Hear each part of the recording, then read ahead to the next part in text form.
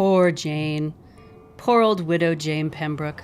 Hard to believe it's been nearly a year to the day since Henry died. The big dirt nap. The final sleep. The stress of grief from losing Sophie was just too much for him in his heart.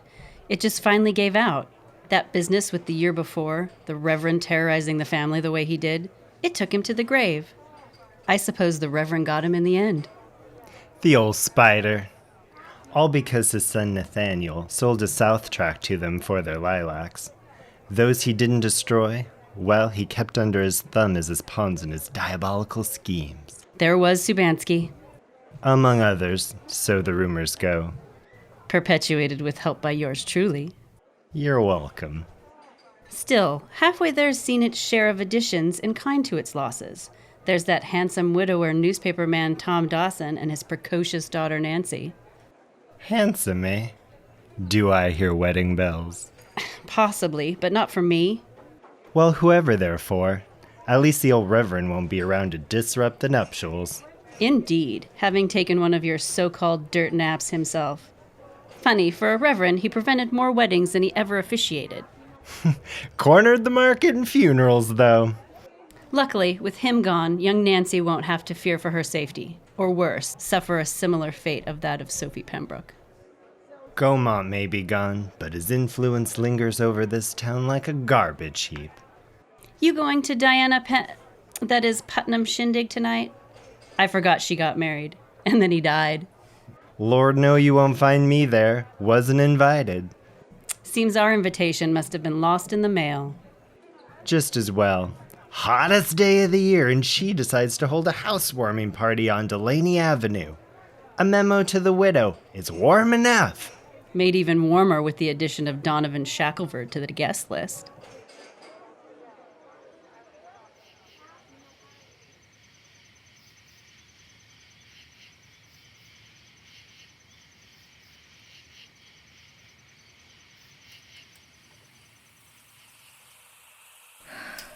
Mother, perhaps you'd rather go out on the porch with the men. It's cooler out there, as you've told me about 4 times, and not quite 5 minutes. I've already chased Nancy Dawson out of here. It's only starting to cool off out there. A hint of a breeze as dusk comes on now. You're no good to me in here, Mother. You don't take heat well. I'm here to be a comfort to you.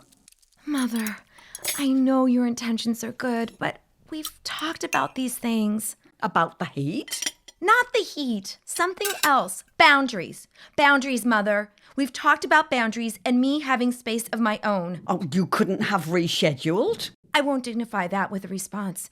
It was too late to move the party, and this damnable heat kept most everyone home and away. Oh, nonsense. Your city friends, they very likely couldn't have been troubled to travel out here anyhow. And that's why you need to make new friends, and what's more, that's why you need to go back to spending time with Tom Dawson. Will you stop with that? Tom and I were never more than neighbors become friends. All I know is what I know and what I hear. From whom? Who speaks of me so? Have you been talking to those Scolds again? Oh, not them. I've been speaking with Edgar. Edgar who? He thinks he knows me? Oh, Diana. Edgar is a crow. He lives here on the avenue. He sees much, and he shares it with me. Oh, my. Annex, the continuing story of a peculiar bend in the avenue. Traffic goes north, traffic goes south. The streetcar runs between. And all we can do is try to keep up.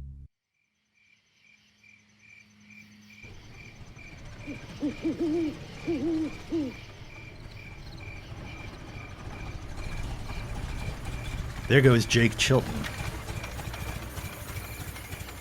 Good to see that old house being lived in. No fear of ghosts for Olivia Chilton, that's for sure. How else, Father, could she live in that house of all houses?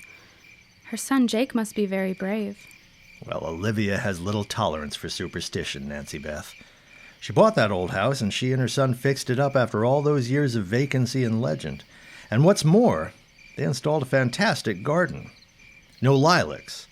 They're daffodil people. Donovan, have you heard about that house and its history? I have not. Ah, that's right, I forgot. You're new to these environs. While I may lack in knowledge of regional lore, I'm all too aware of the fact that both a shop and the shopkeeper's quarters are all within tawdry view of this property. And that boy forever bare-chested in washing that jalopy of his. Don't people have to wash automobiles and shop after all? Should we be reduced to trekking south to Woodbury, or worse, venturing into teeming Harborview? Then let them put such things where people such as ourselves need not look upon them.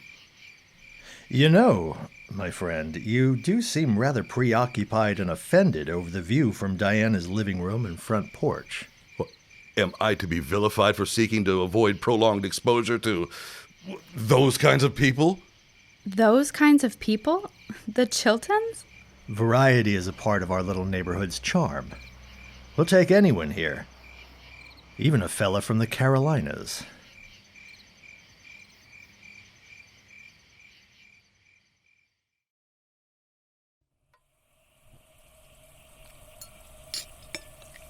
Edgar informs on my neighbours and my family. What's left of us. Why does this bird, this crow, tell you these things? Penance. Why ever else? And you're mocking me, daughter, like your father once did.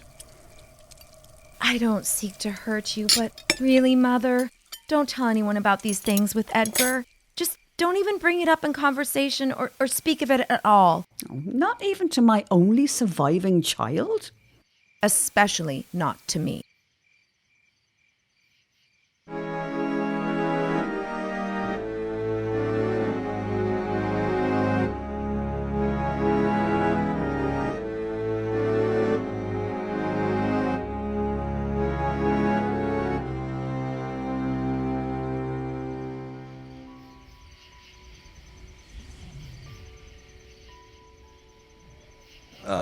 The Carolinas. You've done your homework.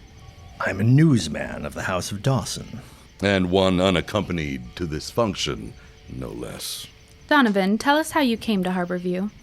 Yes, what's your story, old fellow? The usual one. Quite a night. Beautiful, in its own sweltering, oppressive way. Donovan, what do you think of our little home out here on the old county road? I think that someday it will be worth a great deal of money. Not long ago, this was a dark place. Death and degeneracy reigned here. But the old Reverend is dead. Nate Gaumont and Lila moved to Yoncalla. Old Subansky and his wife fled. The Bats legend is ancient history thanks to Olivia Chilton and a few coats of paint. And the neighborhood has begun to modernize. Bully for it. And my utmost thanks for the civic pride lecture. No lecture, my friend. Whatever made this place attractive to the late Reverend may well make it attractive to the next rogue who happens along. Yoo-hoo! We have cobbler, Donovan. Here you are. Oh, thank you, Diana. Nancy and Tom, your cobbler. Get ready now. Before we eat, a toast to all of you for helping welcome me into my new home. This is a new chapter in my life. To a cooler September. Oh, yeah. Hear, hear, Diana. Oh.